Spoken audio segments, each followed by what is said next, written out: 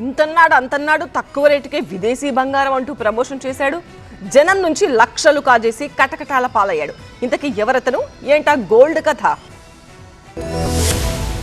తక్కువ ధరకే బంగారం ఇప్పిస్తానంటూ అమాయకులను మోసం చేసిన కేసులో సూర్యభాయ్ అలియాస్ గోల్డ్ మ్యాన్ కి 14 రోజుల రిమాండ్ విధించింది నాంపల్లి కోర్టు. కోర్టు తీర్పు అనంతరం సూర్యభాయ్ని చంచలగూడ జైలుకు తరలించారు పోలీసులు.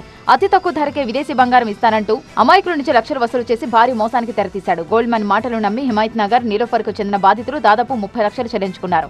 ఎంతకీ బంగారం ఇవ్వకపోవడంతో సూర్య ఇంటికి వెళ్లిన బాధితులు తమ డబ్బులు తిరిగి ఇవ్వాలని ఒత్తిడి తెచ్చారు. దీంతో ఏం చేయాలో తెలియక తన దగ్గర ఉన్న 3 ఐఫోన్లతో పాటు 20 లక్షల చెక్ ఇచ్చి వాళ్లను అక్కడి నుంచి పంపించేశాడు. ఆ తర్వాత తన ఫోన్లు బలవంతంగా లాక్కున్నారని బాధితులపైనే తిరిగి కేసు పెట్టాడు. ఈ విషయంలో దర్యాప్తు చేసిన పోలీసులు అసలు నిజాన్ని బయటపెట్టారు. తక్కువ ధరకే బంగారం పేరుతో సూర్యభాయ్ మోసం చేశాడంటూ అత్తాపూర్ పోలీసులు కేసు నమోదు చేశారు. ఆ తర్వాత కేసును నారాయణగూడ పిఎస్ కు బదిలీ చేశారు.